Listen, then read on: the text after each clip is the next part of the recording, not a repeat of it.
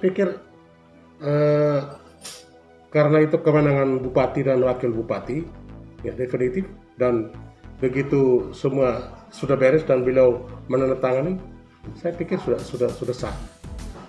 Proses pengangkatan Teko 2021 saya sama sekali tidak tahu, karena tidak pernah dilibatkan atau dilaporkan oleh Kepala Badan Kepegawaian Pengembangan Sumber Daya Manusia Daerah.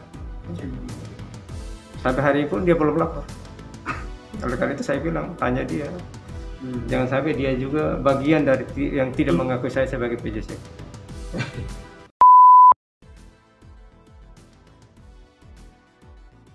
Kaitan dengan Teko Bapak, Ya. ini kan kemarin juga ada komentar dari fraksi Gerindra bahwa menolak daftar nama SK Teko 2021. Seperti apa Pak? Mantap. Baik, terima kasih. SK Teko tahun 2021 itu ya sudah ditandatangani oleh bupati, ya, dan mekanisme pengangkatan kembali Teko itu sesuai dengan prosedur yang ada. Artinya setiap pimpinan OPD merekomendasikan Teko yang ada di OPD masing-masing untuk diangkat kembali atau diberhentikan karena melanggar atau tidak disiplin dan lain-lain. Ya. Hampir seluruh pimpinan OPD ya merekomendasikan seluruh Teko untuk diangkat kembali.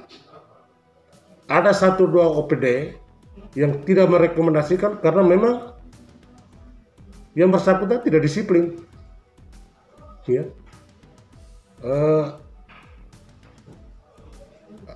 Ada berapa Teko yang tidak melaksanakan tugas sebagaimana mestinya. Ya. Dan itu yang tahu adalah pimpinan OPD, bukan saya. Ya. Begitu rekomendasi dari pimpinan OPD, saya akomodir dalam SK. Ya. Saya sangka semuanya sudah berjalan sesuai regulasi. Ya. Peluang untuk katakan salah di mana? Ya. Yang tanda tangan Bupati PLH. Definitif. Berarti itu kan Masih Bupati lama. Masih Bupati lama. Ya.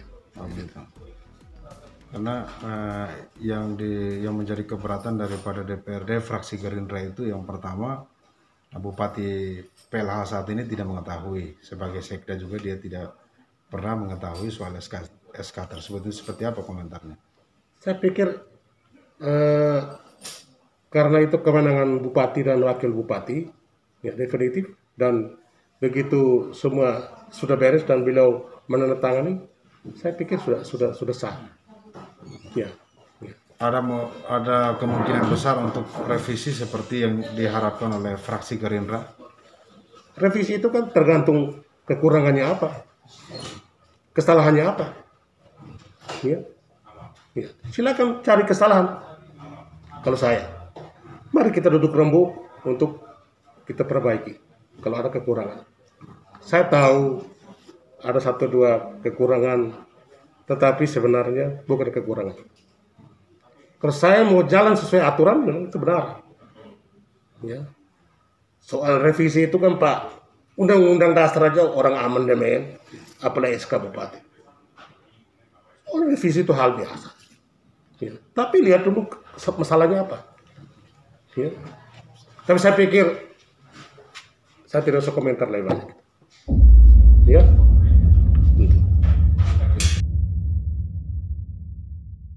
Seperti yang diutarakan oleh beberapa anggota DPR bahwa mereka menolak SK Teko ini. Lalu respon dari pemerintah seperti apa dan apa persoalannya?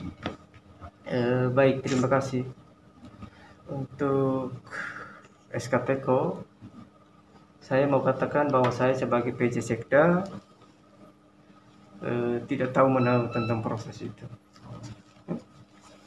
karena saya tidak dilaporkan oleh Kepala Badan Kepegawaian dan Pengembangan Sumber Daya Manusia Daerah. Jadi proses dari awal sampai dengan SK itu ditandatangan, saya tidak pernah dilaporkan. Padahal posisi seorang sekda itu adalah ketua tim Baperjakat, Badan Pertimbangan Kepegawaian dan Kepangkatan Daerah, tapi itu tidak dilalui. Saya sendiri tidak tahu apa pertimbangan mereka. Kepala Badan Kepegawaian dan Pengembangan Sumber Daya Manusia Daerah Kabupaten Belu. Dan SK itu saya tidak paraf karena tidak melalui saya. Oleh karena itu saya tidak bisa berkomentar lebih banyak terkait dengan itu. Karena kalau saya komentar lebih banyak dipolemikkan lagi. Oh, ini saya tidak ikut dalam proses itu, tapi dia komentar terlalu banyak. Dan sekarang kalau ada komentar dari Bapak Ibu anggota Dewan terhormat, ya mereka sebagai lembaga yang menjadi mitra kerja pemerintah mempunyai kewenangan untuk pengawasan.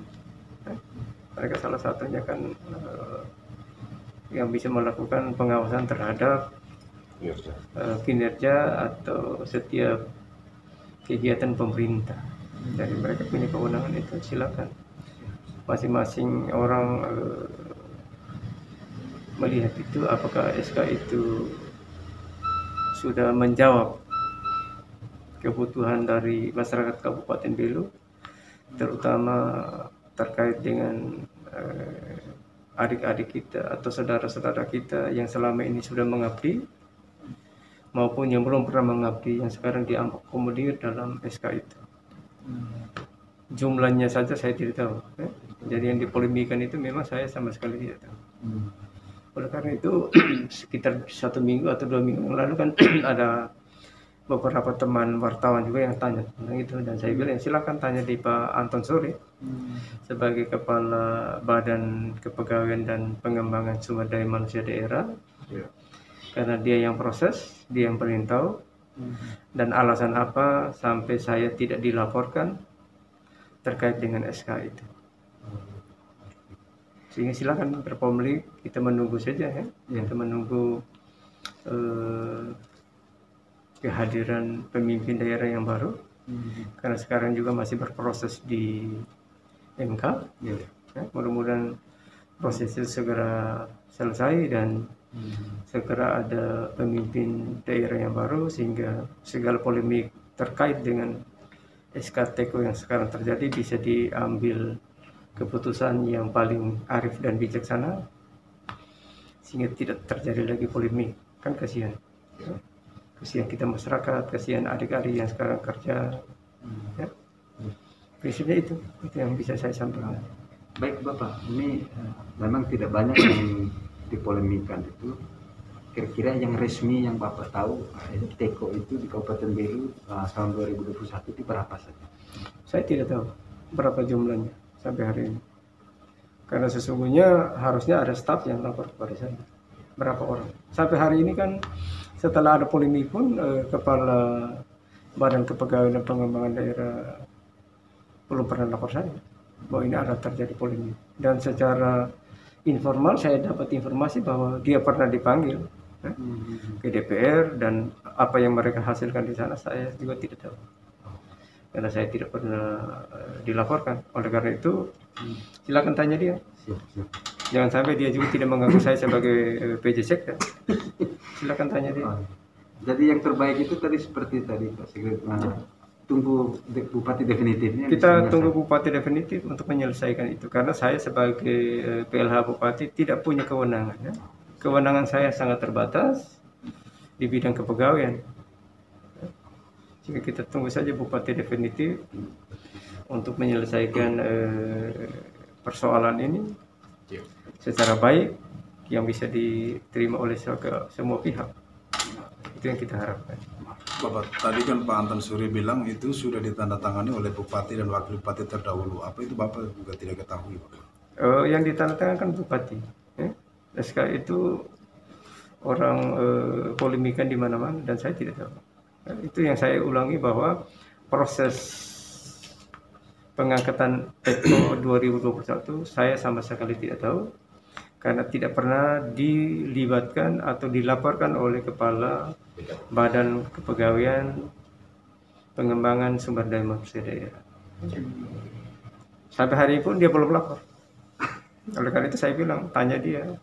Jangan sampai dia juga bagian dari yang tidak mengakui saya sebagai PJ Sekre. Segala macam proses administrasi terkait dengan gaji. Termasuk tenaga kontrak juga gaji sudah. Tenaga kontrak ada beberapa yang sudah bayar kan, tapi saya tidak tahu di mana-mana yang sudah bayar kan. Kalau Bapak belum paraf, apakah mereka yang SK terbaru ini bisa terima gaji? Ya nanti paling Bupati kalau sudah tanda tangan kan sah. Bupati kalau sudah tanda tangan SK kan sudah sah. Silakan masing-masing pimpinan OPD menarik kesimpulan dan keputusan sehingga tidak bermasalah setelah mereka bayar gaji dan lain-lain kan.